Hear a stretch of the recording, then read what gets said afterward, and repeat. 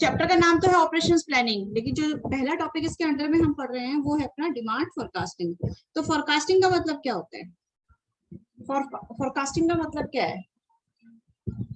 कल हम थोड़ा सा डिस्कशन कर रहे थे कि फोरकास्टिंग का मतलब है कि एक तरीके से सिस्टमैटिक मेथड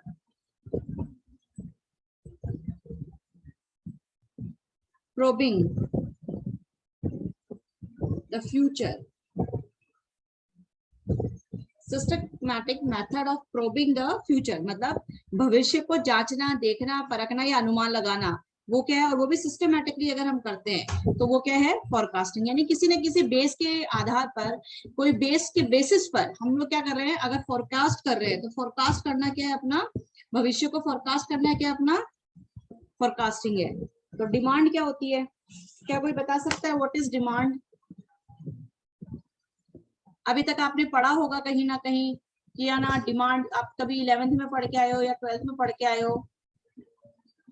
डिमांड क्या होती है बताइए भी। इको में तो पढ़ाई होगा आपने, है ना? इको में तो पढ़ाई होगा demand. What is demand? What is demand बताइए भाई।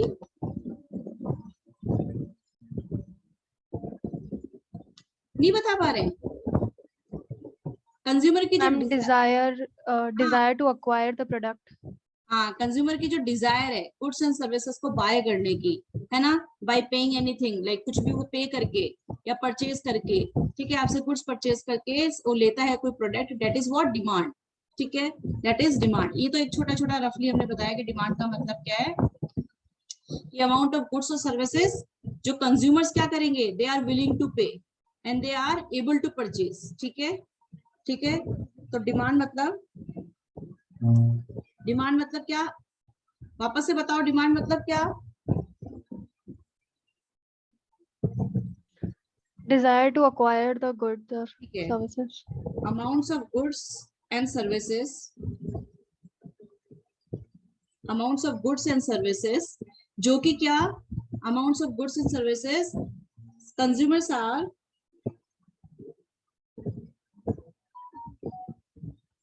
willing to pay या willing to, consumers are willing to buy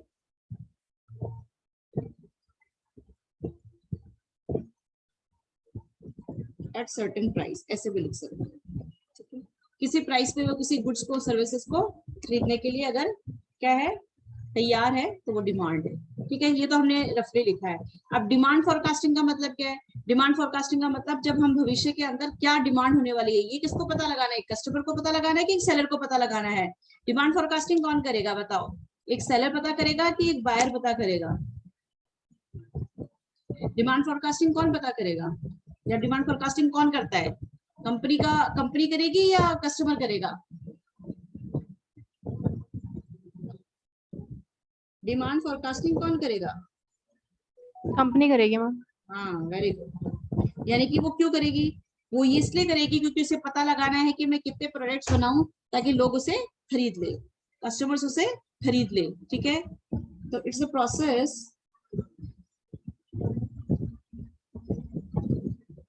process of making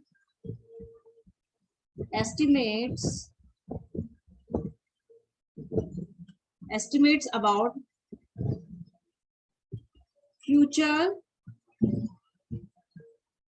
customer demand over a defined period. ठीक है, using historical data and other information। तो क्या कहता है demand forecasting?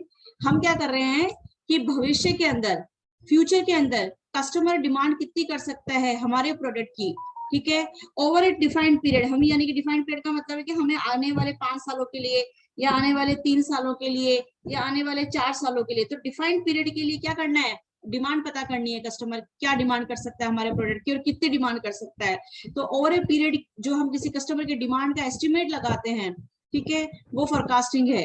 और वो किसके बेसिस पे पता लगाएगा, भविष्य का पता लगाएगा, लेकिन पास्ट को देखते हुए, भूतकाल को देखते हुए क्या करेगा, भूतकाल को देखते हुए भविष्य को पता लगाएगा। और अगर इंफॉर्मेशन भी उसके पास में अगर है, अदर इंफॉर्मेशन का मतलब आपका जो कंपटीशन जो है उसको देखते हुए, ठीक है, आपके पास में कोई मैगजीन्स में या कोई ग्राफ है उसको देखते हुए, जो भी आपके पास में इंफॉर्मेशन है, ठीक है, ट्रेंड देखते हुए हम क्या करते हैं, डिमांड फोरकास्टिंग करते हैं। तो ये अपनी डिमांड फोरकास्टिंग की एक छोटी सी डेफिनेशन हो गई। अब इसके अंदर पहले तो थियरी आता है, फिर डिमांड फोरकास्टिंग के अंदर क्या अपना प्रैक्टिकल भी है। तो पहले मैं आपको ना थोड़ा सा प्रैक्टिकल करवा देती हूँ, उसके बाद में हम थोड़ा इसका थियरी थोड़ा है वो हम बाद में देखेंगे, क्योंकि काफी थियरी हम लोग काफी टाइम से कर रहे हैं। तो अभी मैं प्रैक्टिकल ले रही हूँ उसको, ठीक है। तो डिमांड फोरकास्टिंग के अंदर हम प्रैक्टिकल के लिए थोड़ा सा प्रैक्टिकल के लिए लिख लेते हैं कि क्या प्रैक्टिकल पार्ट है। देखो, हमने ये तो देख लिया कि डिमांड फोरकास्टिंग क्या है, और डिमांड फोरकास्ट करने के लिए जो हम मेथड प्रैक्टिकली, मतलब अब हम प्रैक्टिकल कॉन्सेप्ट पे आ रहे हैं, ठीक है, प्रैक्टिकल कॉन्सेप्ट पे आ रहे हैं, यानी कि प्रैक्टिकली हम ये देखना चाहते हैं कि कितना हमारे पास में कितने नंबर ऑफ क्वांटिटीज जो है, कितने नंबर ऑफ पीरियड्स में कस्टमर डिमांड करेगा। तो प्रैक्टिकल कॉन्सेप्ट के हिसाब से देखा जाए तो डिमांड फोरकास्ट को पता लगाने के लिए जो हमारे मॉड्यूल के अंदर मेथड है, एक तो है अपना trend projection method, trend projection method, यानी कि ट्रेंड को देखते हैं, ग्राफ कैसा जा रहा है किसी प्रोडक्ट के लिए, ऐसा जा रहा है, ऐसा जा रहा है, ऐसा जा रहा है, तो हमें ट्रेंड देखना पड़ेगा कि क्या कि हमारा ट्रेंड कैसा चल रहा है। तो ट्रेंड को प्रोजेक्ट करके हम क्या करेंगे, फ्यूचर की डिमांड निकालेंगे, ठीक है। तो ट्रेंड प्रोजेक्शन मेथड में हम लोग क्या करते हैं, देखो, वी सबसे पहले वी गैदर मतलब इकट्ठा करना, we gather information, we gather information or data about past demand of a product and on its basis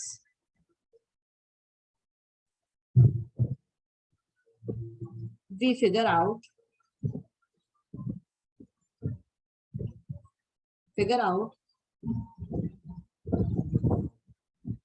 future demand, जो कि अपनी that is called demand forecasting, ठीक है, ठीक है। यहाँ तक समझ में आया। पास्ट का डेटा, पास्ट की इंफॉर्मेशन उठा के फ्यूचर की डिमांड हम लोग निकालेंगे, दैट इज डिमांड फोरकास्टिंग। और उसके लिए जो प्रैक्टिकल मेथड है हमारा डिमांड प्रोजेक्शन मेथड है। तो ये ट्रेंड प्रोजेक्शन मेथड है। तो जो ट्रेंड प्रोजेक्शन मेथड है,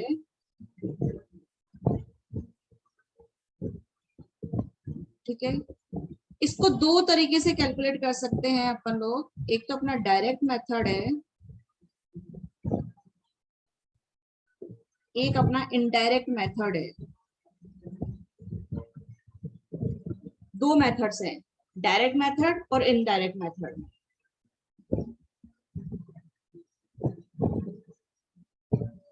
under this method, direct method में बता रही हूँ, under this method when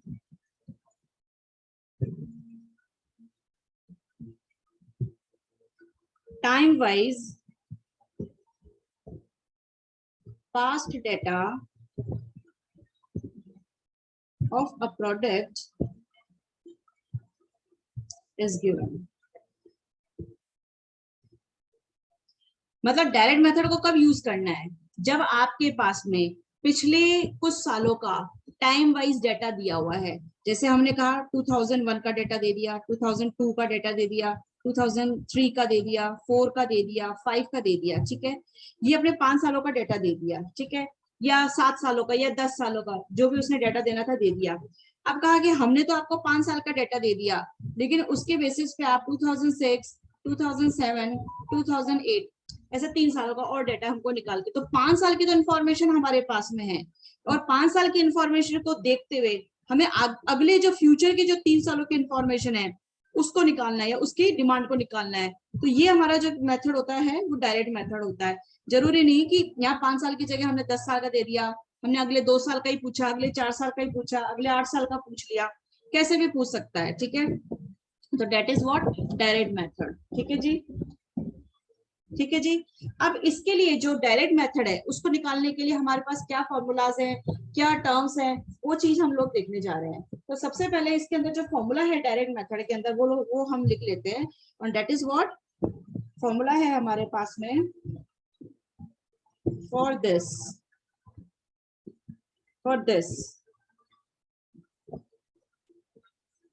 we have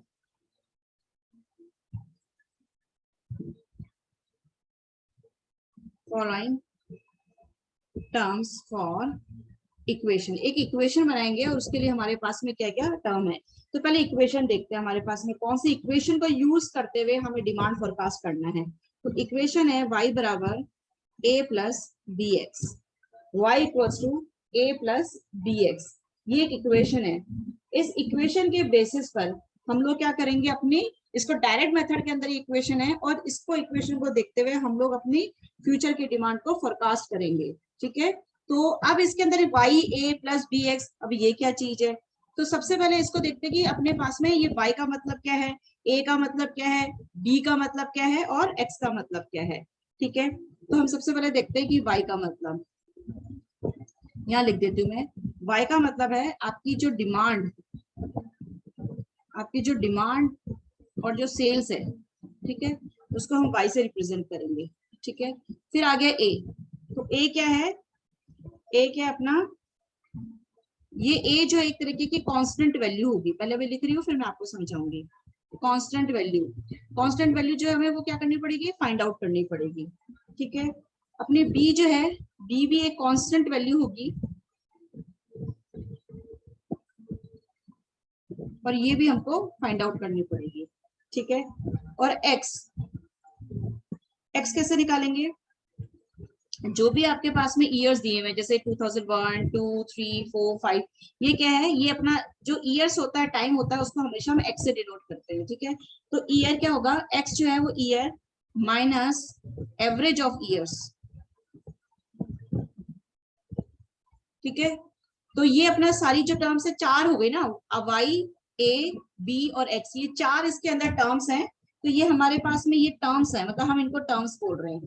तो y क्या है, डिमांड और सेल्स निकालना y है, a अपनी एक कांस्टेंट वैल्यू है, b अपनी कांस्टेंट वैल्यू है और x अपना क्या है, year minus x bar of या एवरेज ऑफ ईयर्स है। ठीक है, अब है कि भाई ये a और b जो है ये क्या है, इसको भी देखते हैं कि जो a है अपना, ये वाला जो a है अपना, इसको कैसे निकालना है अपन को। तो a जो होगा अपना, ठीक है, वो होगा sigma y divided by n, sigma y divided by n। ठीक है, तो n क्या है अपना, n क्या है अपना, नंबर ऑफ ईयर्स।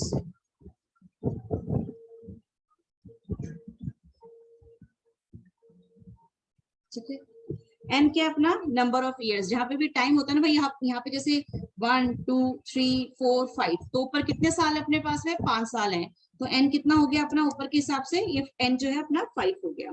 ठीक है, तो फिर सिग्मा y क्या है ये भी बता दो। तो सिग्मा y का मतलब है सम